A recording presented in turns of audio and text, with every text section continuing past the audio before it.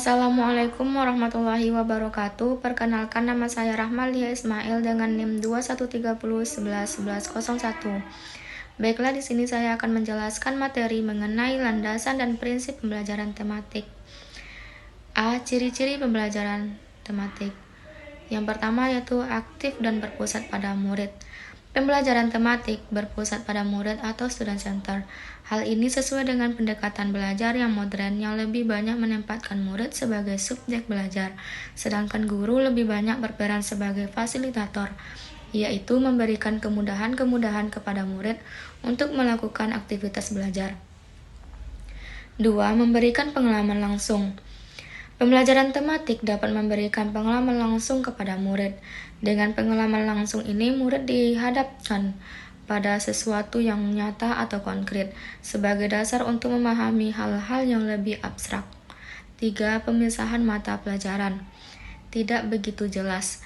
Dalam pembelajaran tematik, pemisahan antar mata pelajaran menjadi tidak begitu jelas. Fokus pembelajaran diarahkan kepada pembahasan tema-tema yang paling dekat berkaitan dengan kehidupan murid. 4. Menyajikan konsep dari berbagai mata pelajaran. Pembelajaran tematik menyajikan konsep-konsep dari berbagai mata pelajaran dalam satu proses pembelajaran. Dengan demikian, murid mampu memecahkan masalah-masalah yang dihadapi dalam kehidupan sehari-hari. 5. Bersifat fleksibel.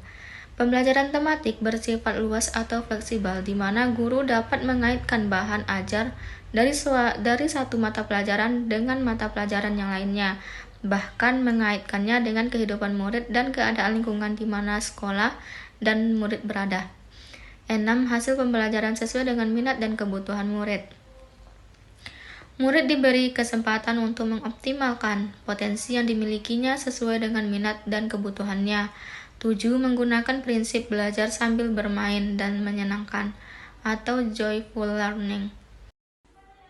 Selanjutnya yaitu poin B, prinsip-prinsip pembelajaran tematik. Adapun prinsip yang mendasari pembelajaran tematik adalah sebagai berikut. Yang pertama yaitu terintegrasi dengan lingkungan atau bersifat kontekstual. Artinya, dalam sebuah format keterkaitan antara kemampuan peserta didik dalam menemukan masalah dengan memecahkan masalah nyata yang dihadapi dalam kehidupan sehari-hari. Yang kedua, memiliki tema sebagai alat pemersatu beberapa mata pelajaran atau bahan kajian. Yang ketiga, menggunakan prinsip belajar sambil bermain dan menyenangkan atau joyful learning. Yang keempat, pembelajaran memberikan pengalaman langsung yang bermakna bagi peserta didik. Yang kelima, menanamkan konsep dari berbagai mata pelajaran atau bahan kajian dalam suatu proses pembelajaran tertentu. Yang keenam, pemisahan atau pembedaan antara satu mata pelajaran dengan mata pelajaran lain sulit dilakukan. Yang ketujuh, pembelajaran dapat berkembang sesuai dengan kemampuan, kebutuhan, dan minat peserta didik. Yang kedelapan, pembelajaran bersifat fleksibel. Dan yang kesembilan yaitu penggunaan variasi metode dalam pembelajaran. Selanjutnya yaitu poin C, kelebihan dan kelemahan pembelajaran tematik. Adapun kelebihan pembelajaran tematik terpadu menurut Depdikbud antara lain sebagai berikut. A. Pengalaman dan kegiatan belajar siswa relevan dengan tingkat perkembangannya. B. Kegiatan yang dipilih sesuai dengan minat dan kebutuhan siswa. C. Kegiatan belajar bermakna bagi siswa sehingga hasilnya dapat bertahan lama. D. Keterampilan berpikir siswa berkembang dalam proses pembelajaran terpadu. E. Kegiatan belajar mengajar bersifat pragmatis sesuai lingkungan siswa. F. Keterampilan sosial siswa berkembang dalam proses pembelajaran terpadu. G. Keterampilan sosial ini antara lain yaitu kerja sama, komunikasi, dan mau mendengarkan pendapat orang lain. Nah, di samping kelebihan, pendekatan pembelajaran tematik juga memiliki kelemahan, terutama dalam hal pelaksanaannya. Tim Paskar dalam Rusman 2015 mengidentifikasi beberapa kelemahan pembelajaran tematik, diantaranya yaitu sebagai berikut. Yang pertama, aspek guru. Guru harus berwawasan luas, memiliki integritas tinggi, keterampilan metodologis yang handal, rasa percaya diri yang tinggi, dan berani mengemas dan mengembangkan materi. Yang kedua, aspek peserta didik. Pembelajaran tematik menuntun kemampuan belajar peserta didik yang relatif baik dalam kemampuan akademik maupun kreativitasnya. karena modal pembelajaran tematik menekankan pada kemampuan analitis, kemampuan asosiatif, kemampuan eksplorasi, dan elaboratif. Yang ketiga yaitu aspek sarana dan sumber pembelajaran. Pembelajaran tematik memerlukan bahan bacaan atau sumber informasi yang cukup banyak dan bervariasi. Mungkin juga fasilitas internet. Yang keempat yaitu aspek kurikulum. Kurikulum harus luas, berorientasi pada pencapaian ketuntasan pemahaman peserta didik, bukan pada pencapaian target penyampaian materi. Yang kelima yaitu aspek penilaian. Pembelajaran tematik membutuhkan cara penilaian yang menyeluruh. Yang keenam yaitu aspek suasana pembelajaran. Pembelajaran terpadu cenderung mengutamakan salah satu bidang kajian dan tenggelamnya bidang kajian lain, tergantung pada latar belakang pendidikan gurunya.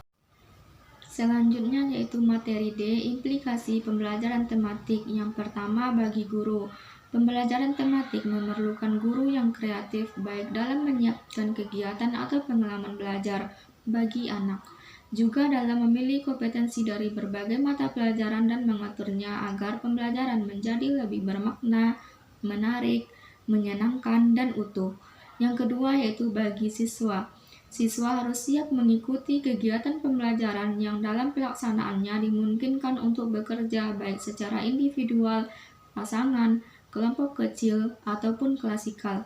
Siswa harus siap mengikuti kegiatan pembelajaran yang bervariasi secara aktif, misalnya melakukan diskusi kelompok, mengadakan penelitian sederhana, dan pemecahan masalah. Yang ketiga yaitu terhadap sarana, prasarana, sumber belajar, dan media pembelajaran. Pembelajaran tematik pada hakikatnya menekankan pada siswa baik secara individual maupun kelompok untuk aktif mencari, menggali, dan menemukan konsep, serta prinsip-prinsip secara holistik dan otentik. Oleh karena itu, dalam pelaksanaannya memerlukan berbagai sarana dan prasarana belajar. Pembelajaran ini perlu memanfaatkan berbagai sumber belajar, baik yang sifatnya didesain secara khusus untuk keperluan pelaksanaan pembelajaran atau by design, maupun sumber belajar yang tersedia di lingkungan yang dapat dimanfaatkan atau by utilization. Selanjutnya yaitu landasan pembelajaran tematik. Yang pertama, landasan filosofis. Landasan filosofis dalam pembelajaran tematik sangat dipengaruhi oleh 3 aliran filsafat, yaitu yang pertama progresivisme, yang kedua konstruktivisme, dan yang ketiga humanisme. Aliran progresivisme memandang proses pembelajaran perlu ditekankan pada pembentukan kreativitas, pemberian sejumlah kegiatan, suasana yang alamiah atau natural, dan memperhatikan pengalaman murid.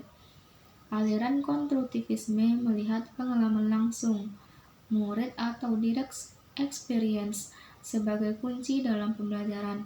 Yang kedua yaitu landasan psikologis. Landasan psikologis dalam pembelajaran tematik terutama berkaitan dengan psikologi perkembangan peserta didik dan psikologi belajar. Psikologi perkembangan diperlukan terutama dalam menentukan isi atau materi pembelajaran tematik yang diberikan kepada murid agar tingkat keluasan dan kedalamannya sesuai dengan tahap perkembangan peserta didik. Yang ketiga yaitu landasan yuridis.